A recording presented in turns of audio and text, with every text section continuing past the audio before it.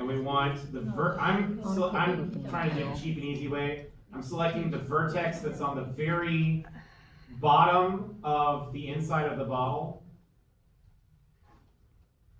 Because I'm going to press Control and F11. That's going to switch my selection to faces.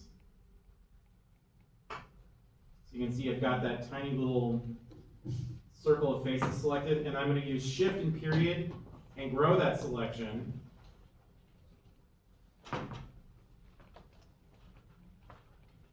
And grow the entire inside of my bottle up to my fluid level.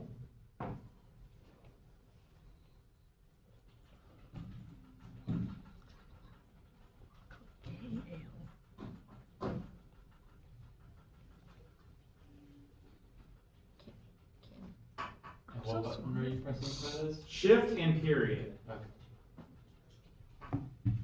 Holding down shift and tapping period. Yes, I'm holding down Shift and tapping period. All right, I'm going to get it up to the point where I think the fluid would be at. And I'm going to go to Edit Mesh, Duplicate. And when I do that, I get like a little XYZ, and if I move that XYZ, it'll grow or shrink. And I want it to be not touching the inside of the bottle. So just slightly offset.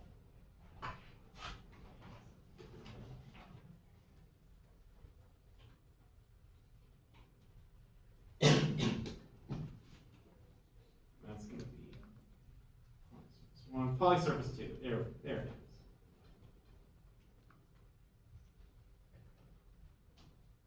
So here's the look of the fluid. I'm going to cap off the top here.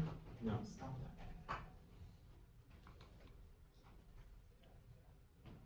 that. Extrude, and extrude one more time.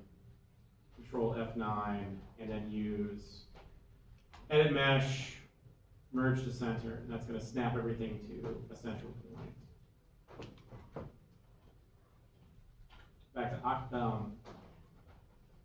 object. Let's apply a new material.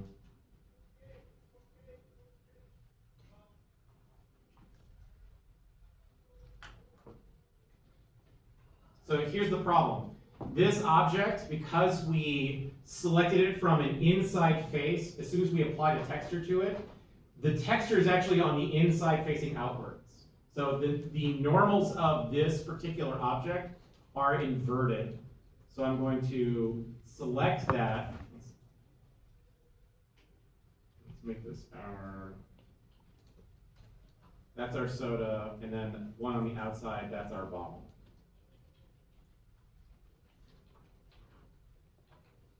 So that one we have to invert. So I'm doing Mesh Display Reverse. And if we turn on the Arnold renderer, hey, it looks like milk, right? It's because it's just a basic material. But since I did give it a new material, let's delete its history.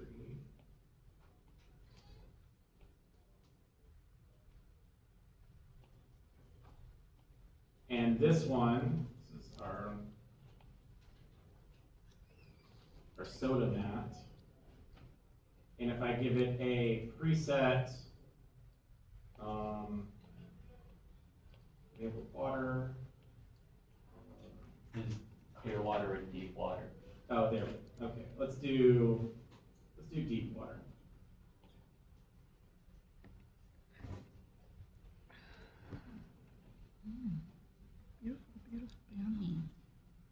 So that part of it is being treated as if it's a solid chunk of glass, or or water essentially on the inside of that glass.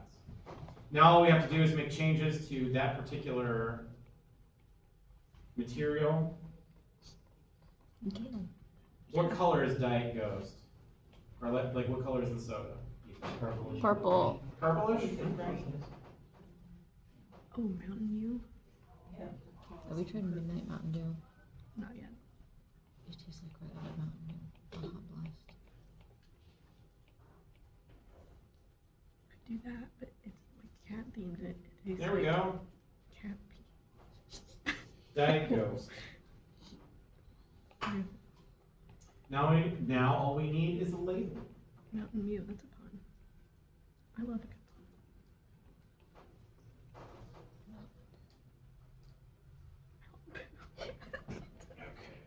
That was not funny. Stop laughing. Stop it. There's two ways I can go about doing the UV mapping for this one. It depends on how much of the bottle you want to be have label on it. For me, that is probably not as much as we want. So I'm going to double click this edge loop, Control F11 to convert that to faces. Shift and period to grow until it has the entire area that I want to be my label. And then again, I'm going to edit mesh, duplicate, and pull this just a little bit off.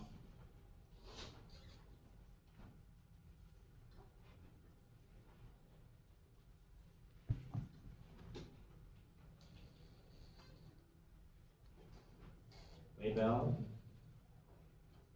I know how to spell.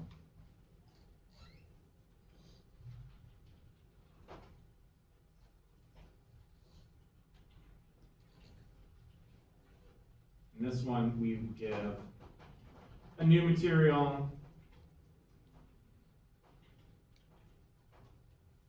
standard surface, and this one I'm going to use a preset of plastic. Ew, gross now.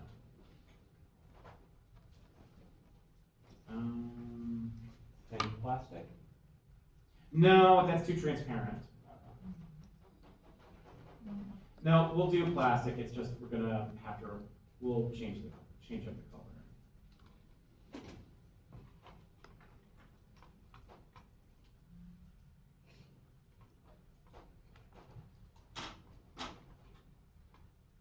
One sec. I need very much.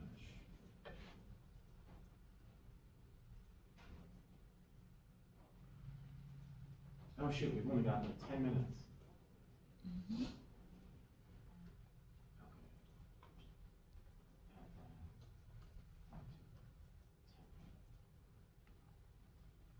Okay, so I've got my label here.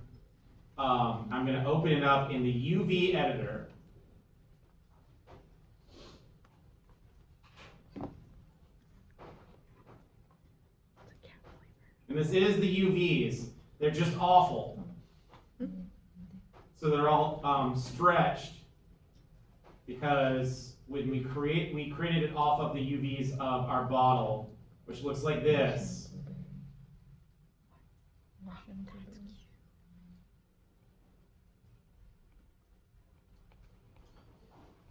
All right, now that we have the UV editor open, we can see the seams. This is why you want to be able to open up UV editor, so that you can see the seams.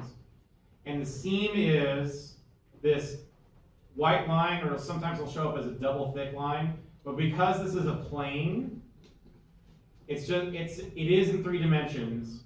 So one seam is up here, the other seam is down here. And then imagine this splitting apart at this point and unfolding and laying out flat.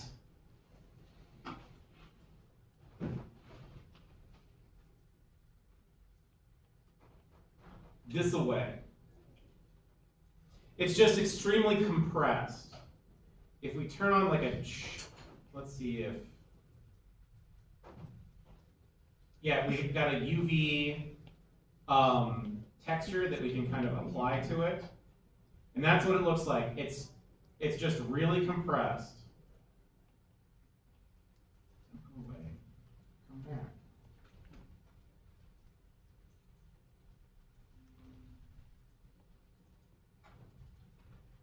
Okay. So I press F12 that has the UVs. I'm going to select the UVs along one edge.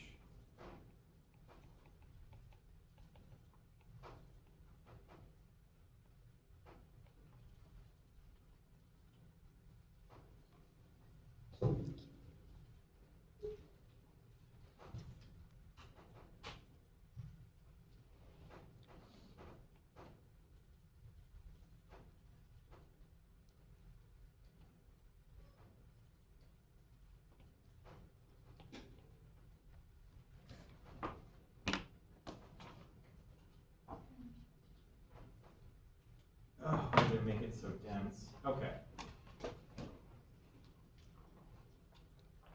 There, I've got the UV selected along that bottom edge.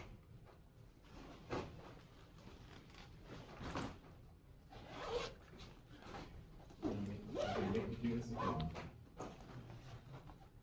Okay. This is harder to demonstrate because I'm using a I just have one screen. This is where if you've got a home system with a dual screen setup. This is cake. You put this whole UV mapping system on the other screen, and that way you can see what you can see in real time the changes that you make to your UV sets on your 3D model, but also be able to work on them. Highly recommended. All right, so watch as I move the UVs, and it causes the texture to stretch and change across the bottom there. You can even grow the selection and start spacing things out.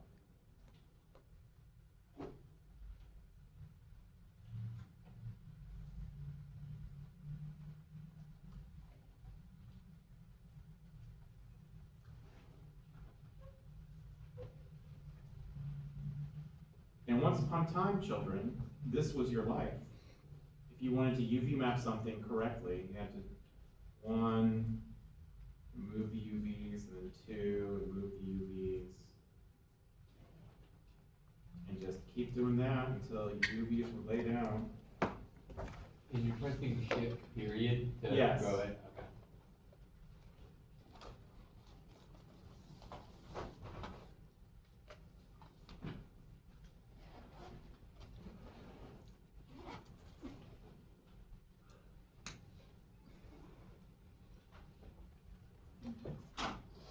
And you just would keep doing that until everything was laid out. And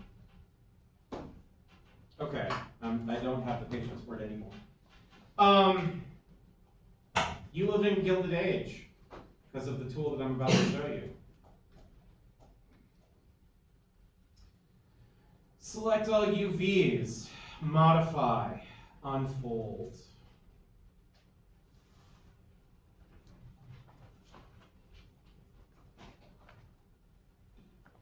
The downside, though, is all the UVs have to fit into this box. So this is what you get from 0.01 to 1, all UVs in the box. You don't get more space unless you decide to have another UV set with a completely other material set.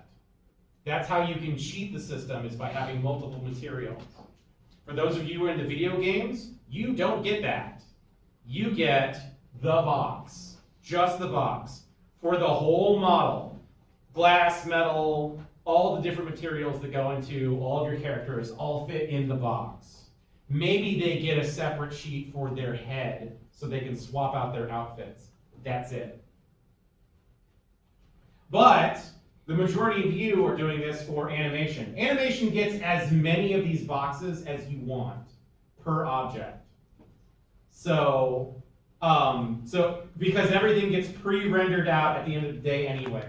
So I can have a separate UV set for my label, I can have a separate UV set for my glass, I can have a separate UV set for the box, for different parts of the box if I really, once I get around to that, to making the box.